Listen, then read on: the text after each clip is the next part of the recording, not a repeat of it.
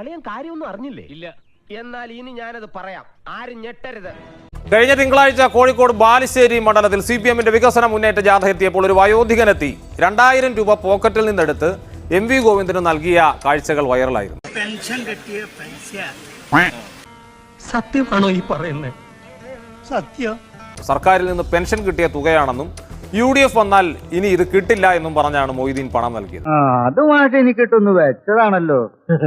എന്റെ സ്വഭാവം അങ്ങനെ, ഞാൻ വെക്കുമ്പോ എല്ലാവർക്കും ഇട്ടൊന്ന് കൊള്ളും. അത് പലരും മനസ്സിലാക്കിയാ കൊള്ളാം. UDF വന്നാലെങ്കിൽ കിട്ടൂല. നിങ്ങൾ തന്നെ വരണോ? എല്ലാവർക്കും എന്നെ മതി.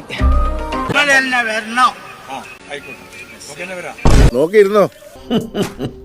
ആഗ്രഹിക്കുന്ന ഒരു പരിധി വേണ്ടേ? ഗോവിന്ദൻ മാഷ പണം തിരികെ മൊയ്തീന്റെ പോക്കറ്റിൽ ഇട്ടുകൊടുക്കുകയും ചെയ്തു. ഒപ്പമുള്ള CPM നേതാക്കൾ അത് കിട്ടിയതായി ഞങ്ങൾ കരുതിക്കോളാം, തന്നതായി കരുതിക്കോളാം എന്ന് പറയുന്നതും നമ്മൾ കേട്ടു.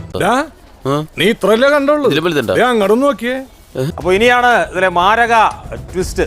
എന്നാൽ സോമനസാലെ പോയി പെൻഷൻ പണം നൽകിയതല്ലെന്നും ചിലർ തന്നെ സ്റ്റേജിലേക്ക് കൊണ്ടുപോയി പണം നൽകിച്ച് വീഡിയോ എടുത്തതാണെന്നും മൊയ്തീൻ പറയുന്നു. എന്താ ഉറക്കം വരുന്നു?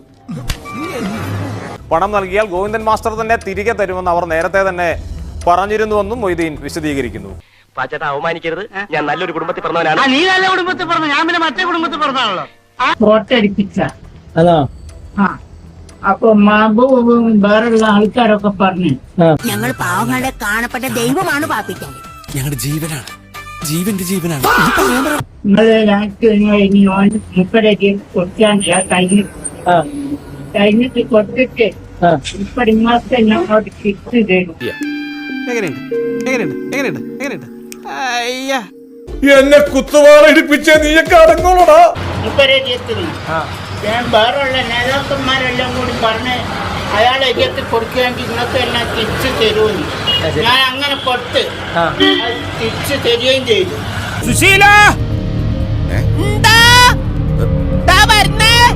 എല്ലാരും വിളിച്ചു. ഒരു കൂട്ടി കൊണ്ടുപോയത് അങ്ങോട്ട് തന്നെ. നിങ്ങളെ മനസ്സാറിന് കൊടുത്തതല്ലേ? മനസ്സാറിന് കൊടുത്തതല്ലേനോ? അങ്ങനെയല്ലേ പറയുന്ന ഞങ്ങൾ കേട്ടില്ലേ? ഞാൻ പറയുന്നത് ശ്രദ്ധിച്ച് കേൾക്കണം.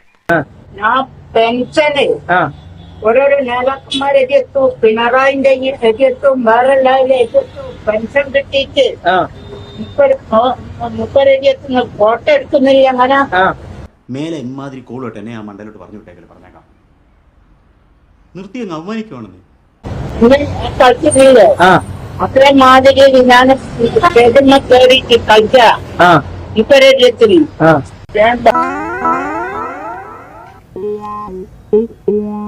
നന്നായിട്ടുണ്ട്. വേറെയുള്ള നേതാക്കന്മാരെല്ലാം കൂടി പറഞ്ഞ് അയാളെ എതിർത്ത് കൊടുക്കുകയാണെങ്കിൽ ഇങ്ങനത്തെ എല്ലാം തിരിച്ചു തരുമെന്ന്. ഞാൻ അങ്ങനെ കൊടുത്ത് തിരിച്ചു തരികയും ചെയ്തു. ഈ കോപ്രായം കാണിക്കാനാണോ താൻ എന്നെ അമേരിക്കന്ന് വിളിച്ചു വരുത്തിയത്? ഞാൻ മനസ്സാറിന് കൊടുക്കാനില്ല. കേൾക്കാൻ വേണ്ടി ഞാൻ ചെയ്ത പറഞ്ഞ അത് ചെയ്യണ്ടായിരുന്നു. ഞാൻ അങ്ങനെ കാണിക്കണ്ടായിരുന്നു. ഒടുവിൽ കുറ്റസമ്മതം നടത്തി അല്ലേ?